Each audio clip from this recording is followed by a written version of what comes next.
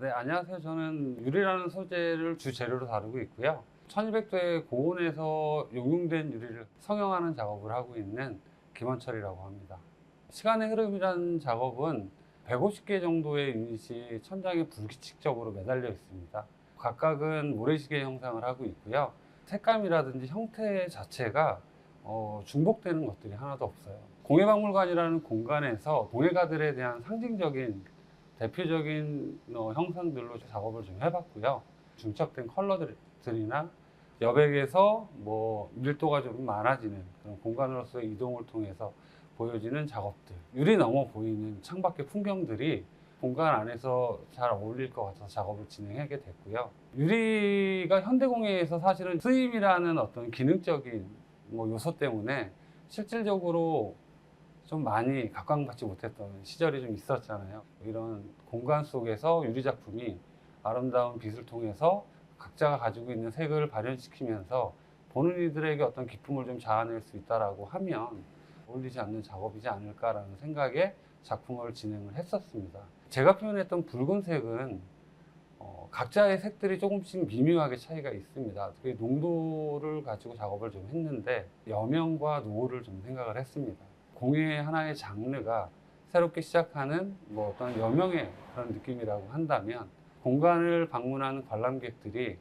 편안한 휴식이 되고 하루를 마감할 수 있는 붉은 노을의 휴식의 개념으로 생각해서 붉은색을 사용하게 됐습니다. 딱히 제가 선호하는 컬러는 없고요. 기본적으로 불투명 컬러를 좀 지향하는 편입니다. 유리 너머에 보이는 모습들이 유리에 담겨 있다는 거에 큰 매력을 느껴서 작업을 시작했고요. 불투명한 유리는 개인적인 의견이지만 저 스스로는 특정한 공간을 삭제한다거나 혹은 빛의 반사를 통해서 뒤편 너머가 보이지 않는다라든가 그런 식의 느낌을 좀 받고 있기 때문에 사실 저는 작업에서 많이 배제시키고 있는 편입니다. 될 수 있으면 튀는 컬러를 좀 선호하진 않습니다. 채도가 되게 낮은 컬러들, 황색이라든지 토파즈 계열의 연한 컬러, 블루 계열의 연한 컬러, 혹은 바이올렛 계열이라든지 핑크 계열도 전부 다 채도가 좀 낮게 작업을 하는 편입니다. 일반적으로 보이는 유리는 되게 매끈하고 투명해 보이지만 유리 안에 상당히 많은 레이어를 가지고 있고요. 그게 빛에 의해서 그 형상들이 발현되는 모습들을 볼 수 있기 때문에 유리와 더불어 자연채광, 주변 환경에 의해서 발생되는 제2의 그런 색감들과 좀 어우러지는 그런 작업들을 좀 선호하기 때문에 저는 색을 좀 그렇게 사용하고 있습니다. 보통 현대공예에서 어떤 형태와 색감은 작가의 세계관이 많이 반영된다고 생각을 하거든요. 색감이나 형태는 작가가 생각하고 있는 어떤 그런 주어진 주제에 따라서 좀 변화가 있을 것 같고요.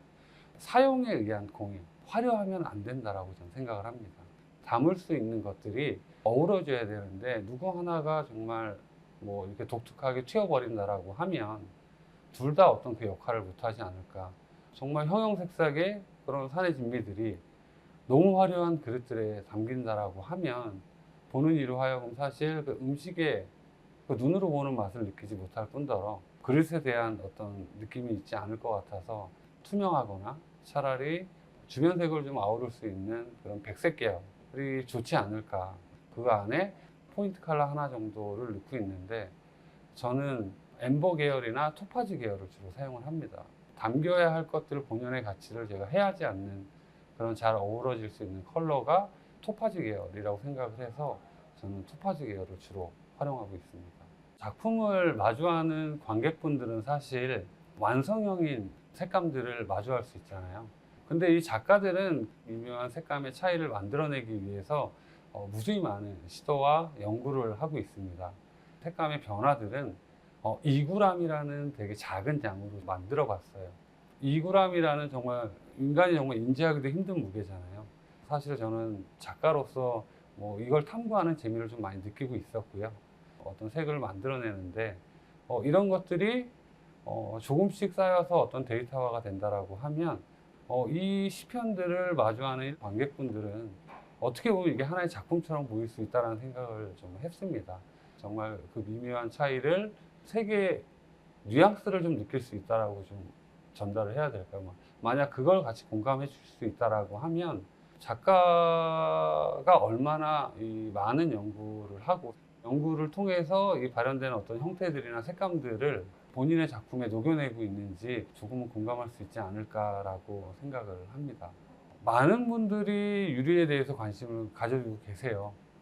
불과 10여 년 전, 20여 년 전만 해도 유리라는 가치가 아직은 좀 저평가되던 시기가 있었는데 요즘은 관심들이 많으셔서 사실 유리 작가들이 좀 행복한 비명을 지르고 있는 시기이기도 합니다.